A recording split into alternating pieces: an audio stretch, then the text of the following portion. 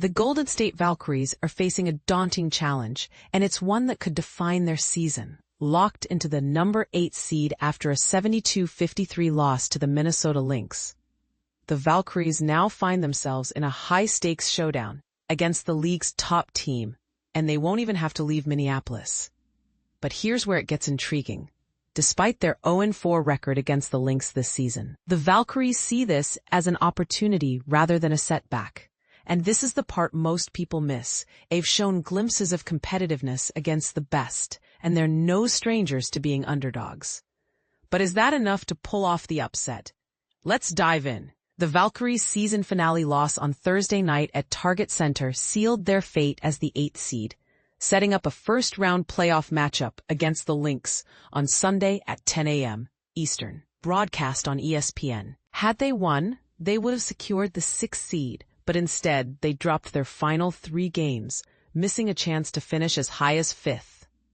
Meanwhile, the Lynx, 34-10, clinched the top seed weeks ago and showed no signs of letting up, even keeping their starters in the game.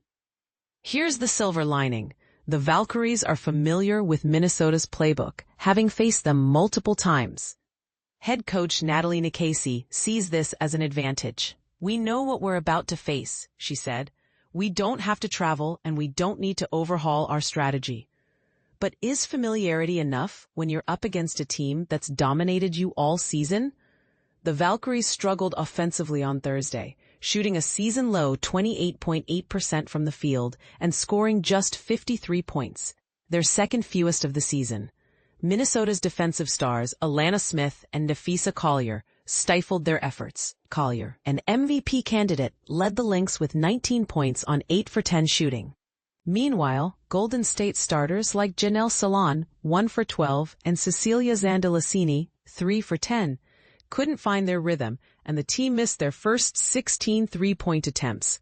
Controversial take. While the Valkyries' defense showed promise, holding the Lynx to their 3rd fewest points of the season, their offensive woes and 19 turnovers raise serious questions. Can they clean up their game in time for Sunday? Forward Kayla Charles believes so. "If we get the stops, rebounds, and hit a few more shots, it's a different game." But is it that simple against a team as disciplined as the Lynx? Despite their struggles, the Valkyries found moments of hope. A 9-0 run in the 3rd quarter brought them within 5 points, and they trailed by just 6 entering the 4th. However, a 16-2 Lynx run sealed their fate. "They're the number 1 team for a reason," said guard Veronica Burton. "Their experience and connection are undeniable." Here's where it gets even more intriguing. Nikasi and her players thrive on being doubted. "I've been an underdog my whole life," Nikasi said. "Our players like to prove people wrong. That's what connects us."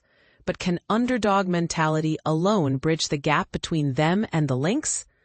Looking ahead, the Valkyries could get a boost if guard Tiffany Hayes returns from a knee injury. Ileana Rupert, their leading 3-point shooter, is also expected to be fine after a minor injury.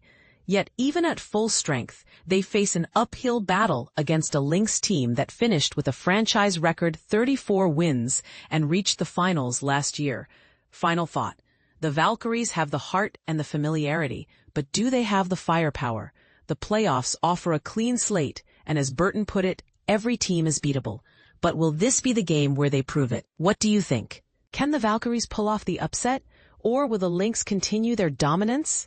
Let us know in the comments. This is one debate you won't want to miss.